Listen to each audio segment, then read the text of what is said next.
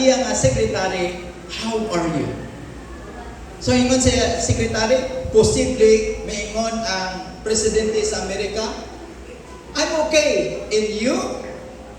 Kagang imo ito ba? Me too. So, ang Prime Minister, nag-practice gid siya sa script, how are you? Me too. How are you? Me too. Gimong-memorize niya ang script. Every time, how are you? Me too. How are you? Me too. To make the long story short, nagkita na sila sa presidente. Pagkakita niya sa presidente, nagkurog siya. Instead, ang ingon niya sa presidente, how are you? Ang iyang ingon, who are you? Ang kuyawan si Bill Clinton, unsa man yung Prime Minister, kunya wa kaila sa kuha. Dinhi sa United States of America, nga presidente ko, nga akong pinaka dako nga presidente sa tibuok kalibutan, pero nagkalma na siya. Nagpaila siya, ako, si Bill Clinton, ang presidente sa United States. Kagang akong asawa, si Hirilay. Kag ikaw, ingon niya, tubag niya, me too.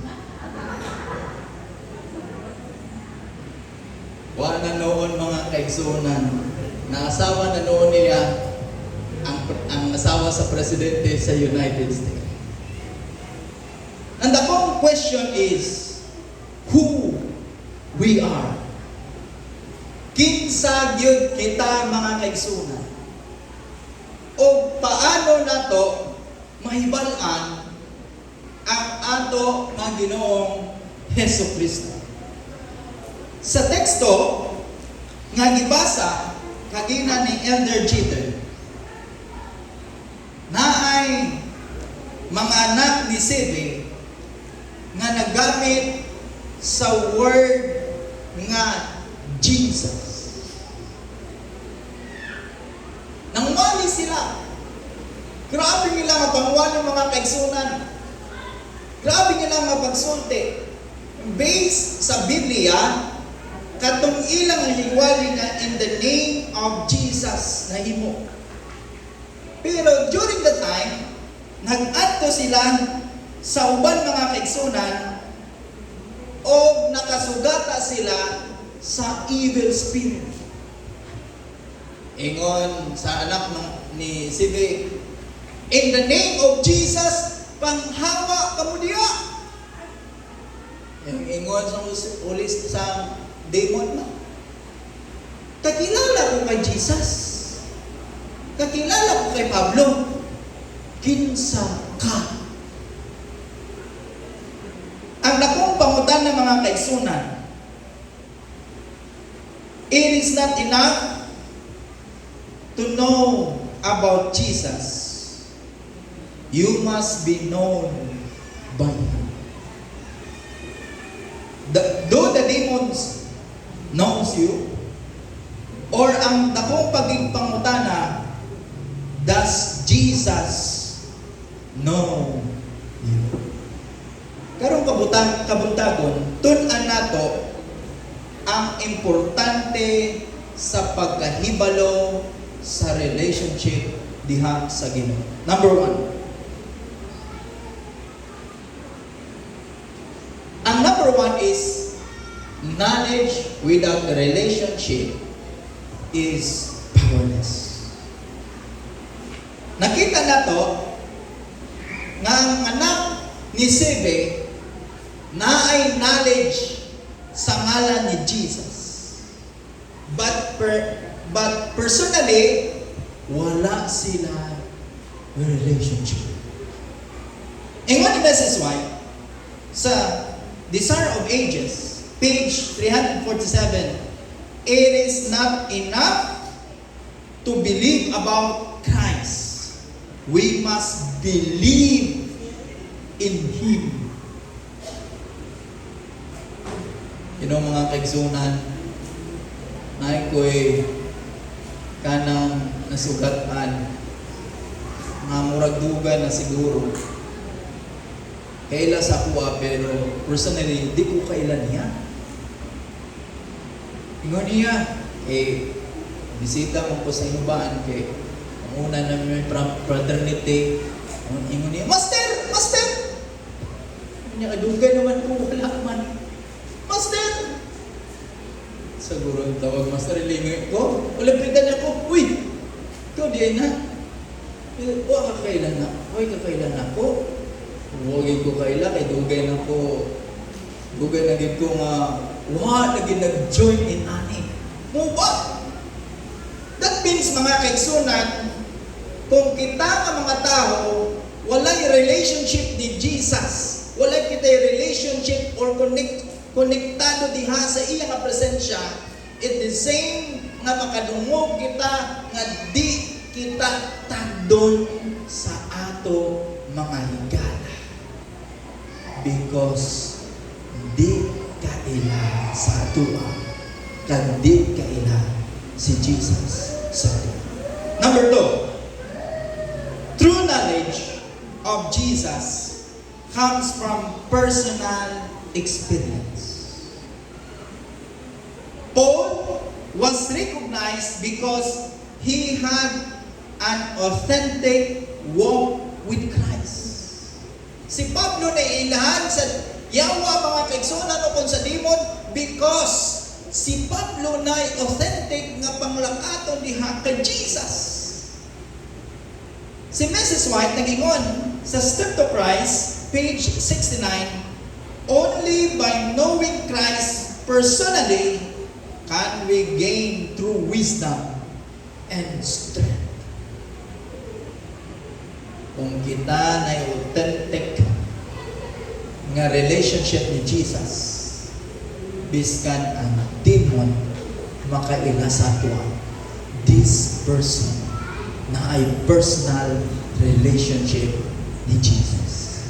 Number 3, borrowed faith will fail in spiritual battles.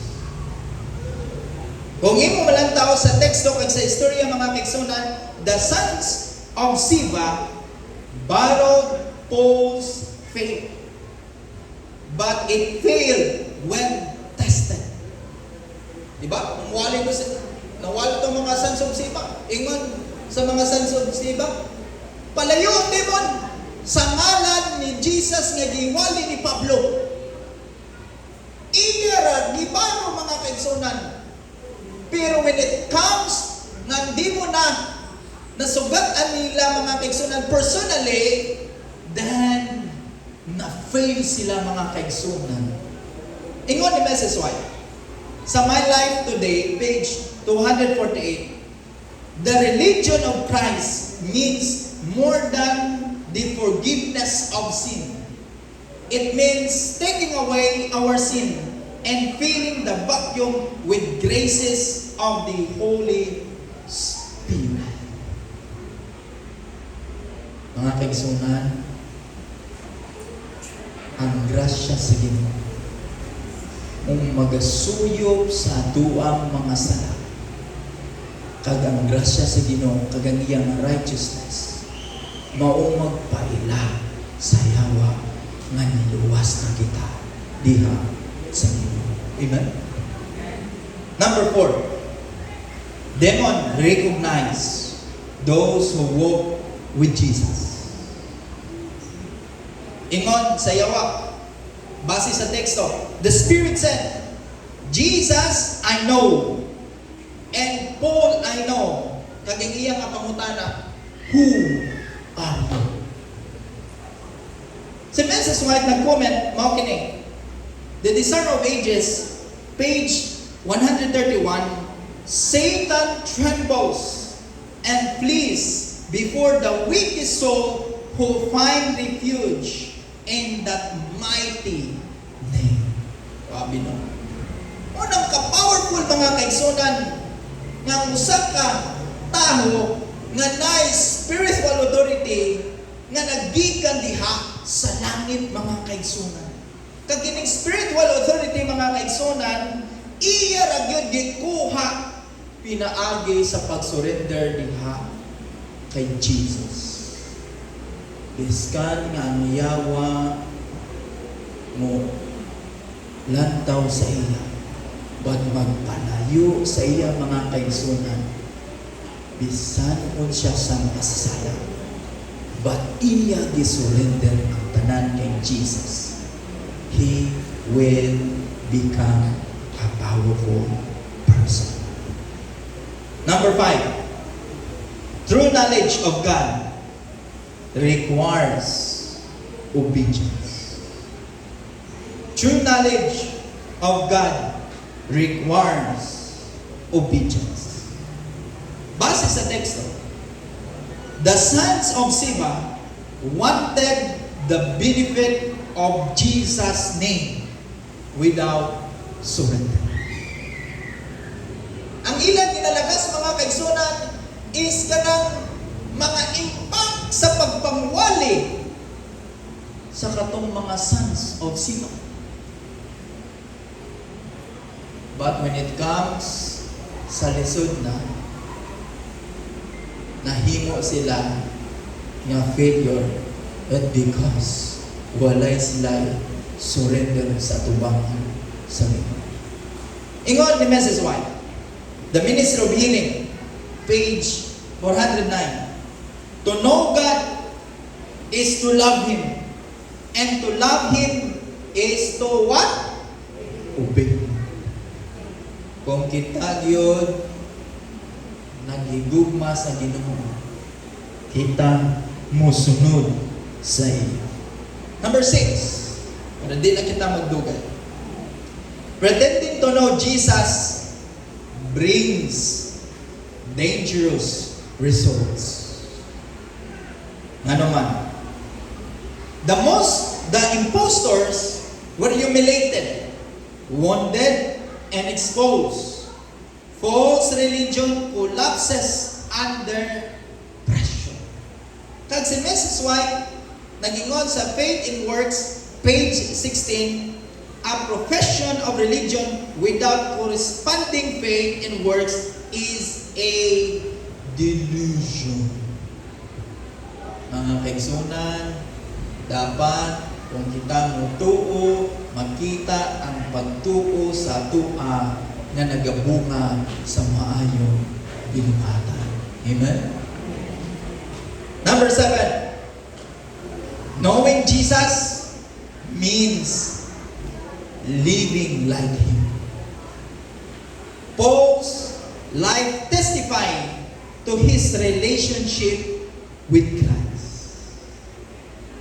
Si Pablo, ang iyang kinabuhi, nag-testify sa iyang relationship diha sa ato nga Ginoo.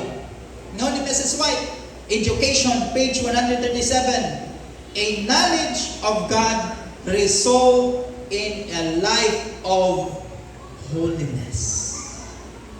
That's why mga kaigsunan, magdunggan yun nato ang ato nga mga wali nga kita yun maghatag sa pagkagad sa time sa aton nga lawas is a lawas nato is holy. Ato ipakita ng aton nga lawas nga magabungan yun sa pagkabalaan. Amen? Number 8, the name of Jesus has power but only in faith. Jesus' name is not a formula or incantation.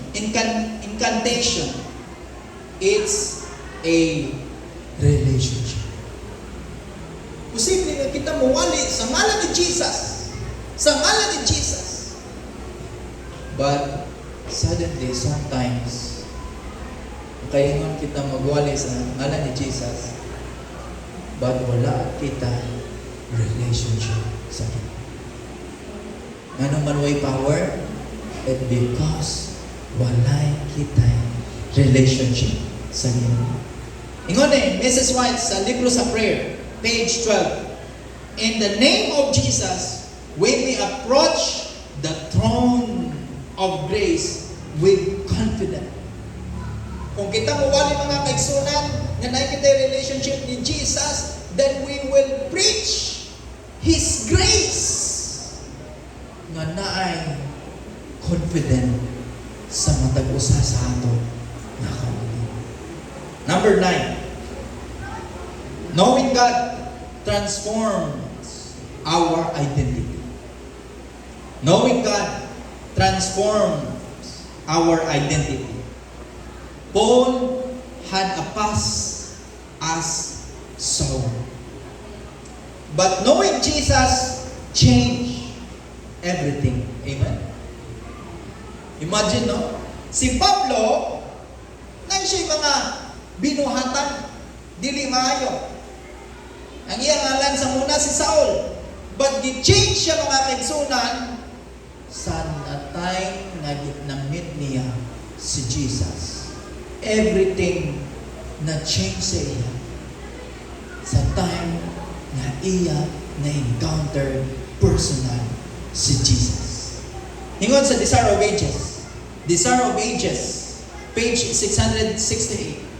When we know God as it our privilege to know Him, our life will be a life of continual obedience.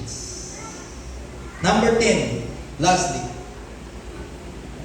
In the last days, only those who know God will stand.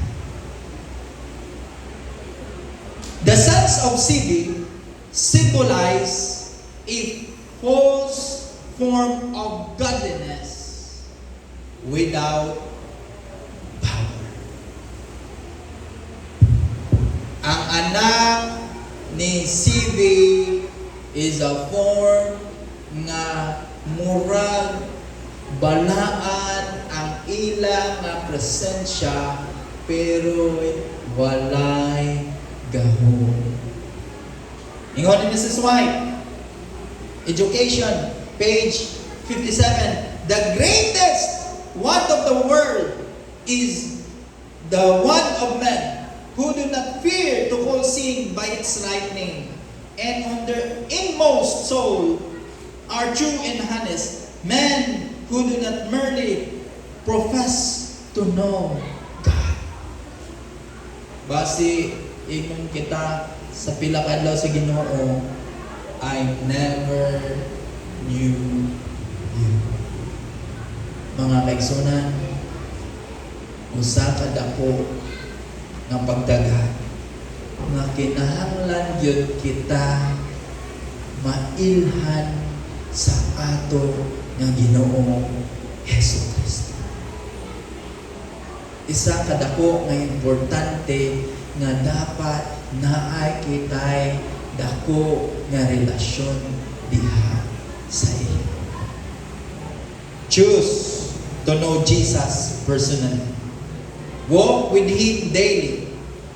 Obey Him sincerely. And reflect Him clearly.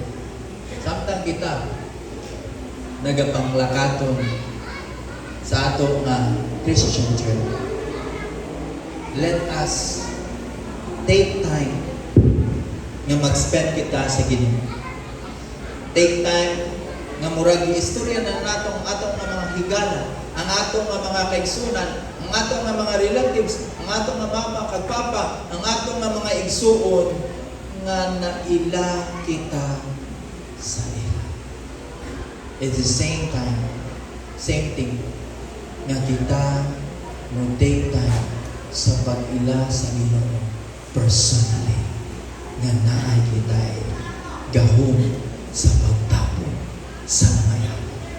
May buntag kagandas sa ato.